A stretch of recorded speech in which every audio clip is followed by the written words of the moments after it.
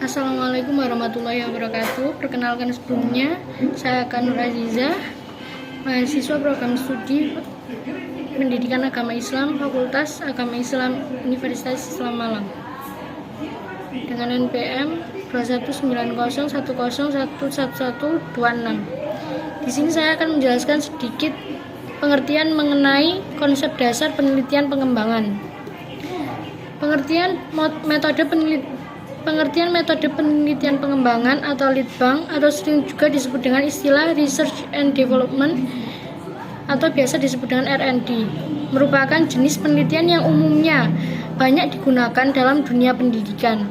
Secara umum, pengertian penelitian pengembangan dapat diartikan sebagai cara ilmiah untuk memperoleh data sehingga dapat dipergunakan untuk menghasilkan, mengembangkan, dan memvalidasi produk. Penelitian pengembangan difungsikan sebagai dasar untuk bangunan atau konstruksi, model, dan teori. Kata penelitian merujuk pada proses pemecahan masalah dan menemukan fakta secara terorganisir, sedangkan pengembangan merujuk kepada usaha peningkatan kemampuan teoritis, konseptual, dan moral sesuai kebutuhan melalui latihan dan pendidikan. Jika digabungkan, pengertian penelitian pengembangan atau research and development didefinisikan sebagai jenis penelitian yang memfokuskan diri pada tujuan pengembangan, memperluas, dan menggali lebih jauh atas sebuah teori dalam disiplin ilmu tertentu. Pengertian penelitian pengembangan menurut para ahli. Yang pertama yaitu ada Borg and Gall. Menurutnya, pengertian penelitian pengembangan adalah penelitian pengembangan pendidikan, yaitu suatu proses yang digunakan untuk mengembangkan dan memvalidasi produk pendidikan. Luaran atau hasil dari penelitian pengembangan tidak hanya mengembangkan produk yang sudah ada, tetapi juga untuk menemukan pengetahuan atau jawaban atas persoalan atau permasalahan praktis. Pengertian penelitian pengembangan menurut Guy mengemukakan bahwa pengertian penelitian pengembangan didefinisikan sebagai upaya untuk mengembangkan suatu produk yang efektif dan berupa bahan-bahan pembelajaran, media, strategi pembelajaran untuk digunakan di sekolah dan bukan untuk menguji teori. Sedangkan menurut Van den Akker dan Plum menjelaskan bahwa ada dua dasar tujuan penelitian pengembangan, yaitu yang pertama, pengembangan model atau prototype produk, dan dua, penyusunan saran-saran metodologi untuk perancangan dan evaluasi model atau prototype produk.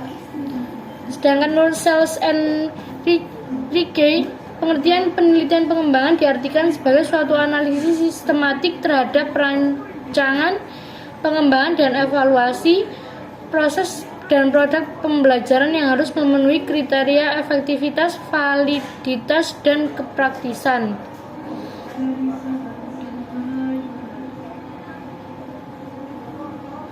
Tujuan penelitian pengembangan.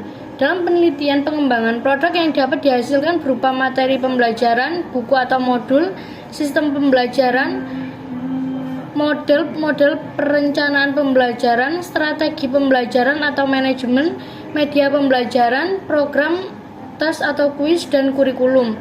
Dalam bidang pendidikan serta pembelajaran, penelitian pengembangan memfokuskan kajian pada bidang desain atau rancangan, apakah itu berupa model desain dan desain bahan ajar, produk atau media, maupun proses pembelajaran.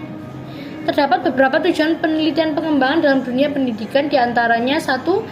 Menjembatani kesenjangan antara sesuatu yang terjadi dalam penelitian pendidikan dengan praktik pendidikan.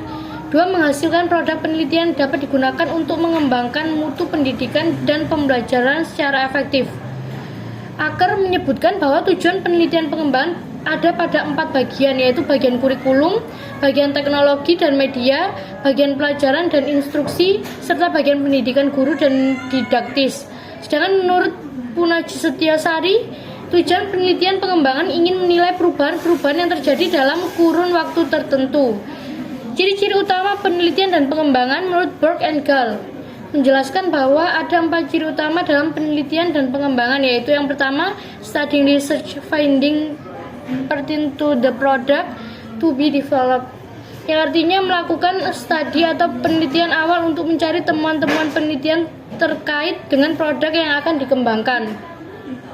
Yang kedua, develop the product based on this finding, yang berarti mengembangkan produk berdasarkan temuan penelitian tersebut.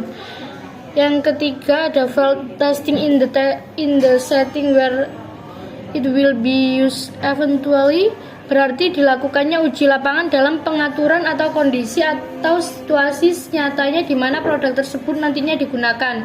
Dan yang terakhir ada revising it to correct the deficiency found in the file testing stage, yang berarti melakukan revisi untuk perbaikan kelemahan-kelemahan.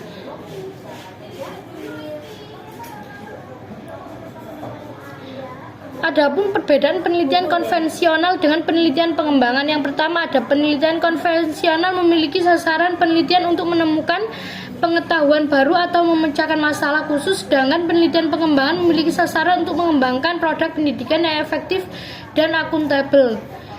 Yang kedua, prosedur penelitian pada penelitian konvensional bersifat linear, sedangkan penelitian pengembangan bersifat siklus. Yang ketiga, hasil penelitian pada penelitian konvensional seringkali tidak dioperasionalkan di dalam bidang pendidikan, sedangkan hasil penelitian pengembangan match atau sesuai dengan kepentingan pengembangan mutu pendidikan.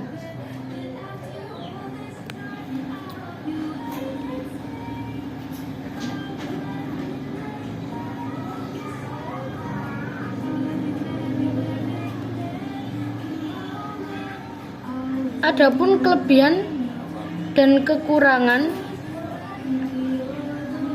pada dasarnya model Borg and Gall bagian dari penelitian pengembangan R&D yang memiliki kelebihan: satu, mampu mengatasi kebutuhan nyata dan mendesak atau real need in the here and now melalui pengembangan solusi atas suatu masalah sembari menghasilkan pengetahuan yang bisa digunakan di masa mendatang. Yang kedua, mampu menghasilkan suatu produk atau model yang memiliki nilai validasi tinggi karena melalui serangkaian uji coba di lapangan dan divalidasi ahli.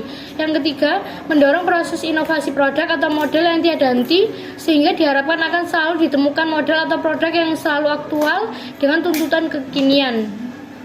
Yang keempat, merupakan penghubung antara penelitian yang bersifat teoritis dan lapangan. Serta adapun kekurangannya, yaitu yang pertama, pada prinsipnya memerlukan waktu yang relatif panjang karena prosedur yang harus ditempuh relatif kompleks. Yang kedua, tidak bisa digeneralisasikan secara utuh karena penelitian ditujukan untuk pemecahan masalah atau here and now, dan dibuat berdasar sampel atau spesifik, bukan populasi. Dan yang terakhir, ada penelitian memerlukan sumber dana dan sumber daya yang cukup besar. Mungkin cukup sekian penjelasan dari saya, kurang lebihnya saya mohon maaf. Wassalamualaikum warahmatullahi wabarakatuh.